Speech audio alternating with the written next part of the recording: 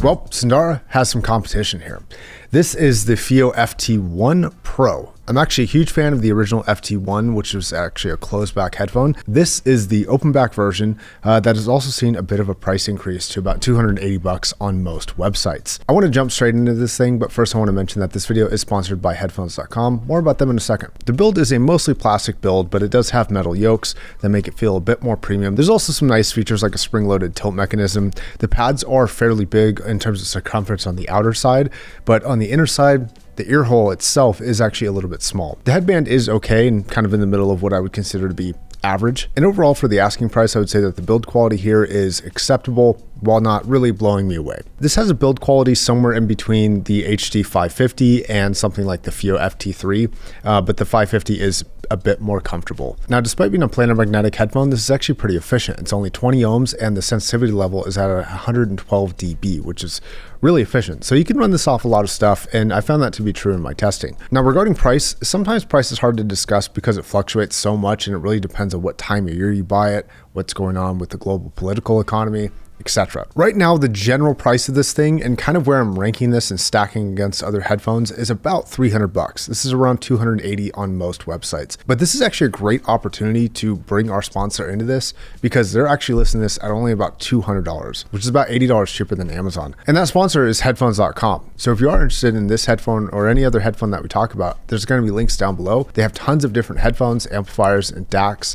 All sorts of different speaker equipment now as well. They're a high quality online store with fast shipping and great customer service. And they even have extended warranty programs. So if you're interested in headphones, I would definitely recommend checking out our sponsor, Headphones.com. Now, the Too Long Didn't Watch, at the price of $300, I think that this is a fine performer. It performs relatively well on a graph. I think it even sounds really good, but I don't necessarily think that any one particular component of the sound quality stands out as being great. The general sound signature I would consider to be coherent, punchy, and fun. It has a good amount of mid-range capability, it has a decent sub-bass extension, and it's got a fairly active treble response. And quite frankly, the sub-bass performance is beating a lot of this thing's competition. Things like HD 550, Sundara, AR5000, for example, all have a sub-bass roll-off where this really doesn't. This continues hitting pretty strong into those sub-bass regions.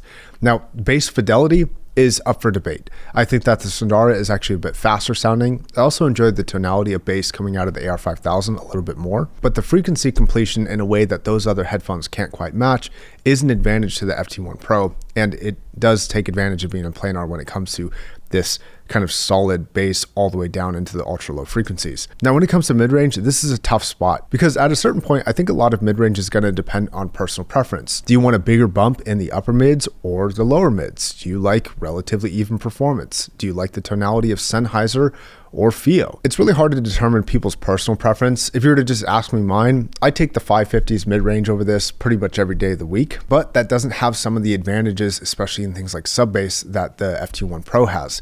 So it's a bit of give and take here. I'm not calling the mid-range bad. It's just a little bit uncharacteristic and what I would determine to be about average for the price tag. Even at $200, it's fairly good, but it's directly competing with things like HC6XX, which you can still buy for $180. So I think I'd still stick with Sennheiser if you're a big fan of vocals specifically and don't care about bass as much or treble extension as much. Now, treble is fairly active and there are a couple small peaks there that will kind of determine, I think, whether or not you're going to like this.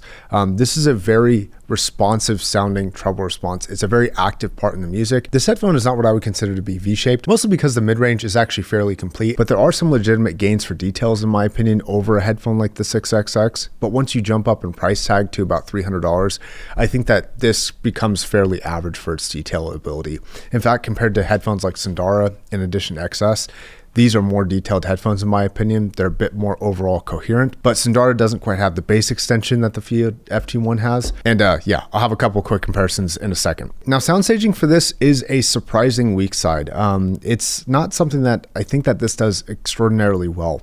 Also, imaging precision also gets beat, like center imaging position gets beat by 6XX, and soundstaging ability gets beat by Edition XS, AR5000, and Sundara. I will say though that the general sound quality of this comes out fairly coherent. And again, I'm not saying that the soundstage is bad.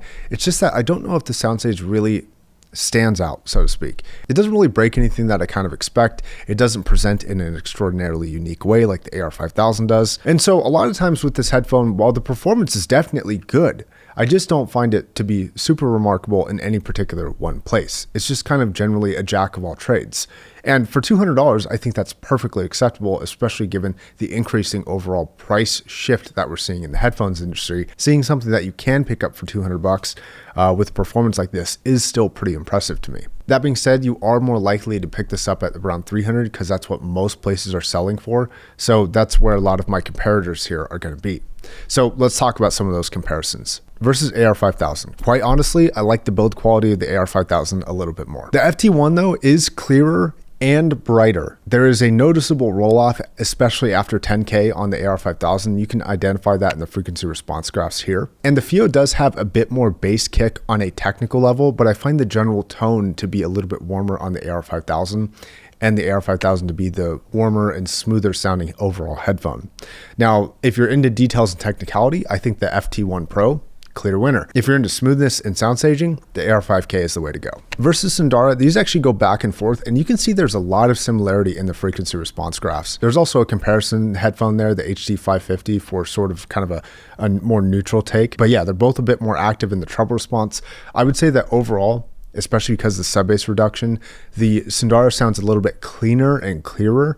It comes at the cost of being a tiny bit bright sounding to some people, but it comes with the benefits of really, really good class-leading soundstage in my opinion. Whereas this will beat the Sundara in areas like sounding overall a little bit better balanced, a little bit less hot in the treble because it's got a bit better balance in the bass, and having the sub-bass response just be a little bit better than that of the Sundara. It doesn't have the roll-off the Sundara has. Okay, now Edition XS. This headphone, quite frankly, just wins. It wins in terms of sound quality and build quality, in my opinion, but it does come with a major, very notable downside that the build fitment doesn't work for everybody. On my head, this is comfortable, but anytime I make a video about Edition XS, one of the most common complaints I hear, it's not about sound, it's about the way it fits. So this is sort of a try it at your own risk sort of headphone, even though I think that the sound quality in general doesn't have the bass roll-off issue. It has excellent sound staging, it's got pretty good tonality, and it's got kind of similar high-end frequency. Some people do describe the way that this sounds as a tiny bit grainy, and I haven't seen that complaint with the FT1, so that is something to consider. But personally, I think that the performance of the XS is just a little bit better. However, if you can get this at the discounted price of $200, I think that the $80 delta is definitely worth considering, this being cheaper. But then you have to compare it against things like 6XX, which is going to have less bass and less treble. It's a bit more mid-range focused, a bit warmer in tonality overall, and a bit more natural sounding to the overall ear, especially through most of the voices. But this will have better sound staging than 6XX. It will also have better bass, and the ability to determine treble details will be a little bit greater because it's a little bit brighter. Okay, so $300 for headphones is actually very, very competitive in my opinion, and it's really hard to determine an overall winner. I would still say the XS takes the cake for pure sound quality. It's not to say it's without its problems, but for pure sound quality, I would say that it still wins, but it's got a big caveat of not being a great fitment for everybody, which is a serious consideration. At $200, this becomes much more kind of in line with what I would expect for performance and much more kind of appropriate for price in my opinion. This doesn't really stand out to me for $300, but if you can grab it at $200, I would definitely do that. Speaking of that, make sure you check out our sponsor for current pricing on this. Again, headphones.com, thanks a ton for your guys' support. I really appreciate it. Thanks for watching. Links to everything are down below. Check it out, guys.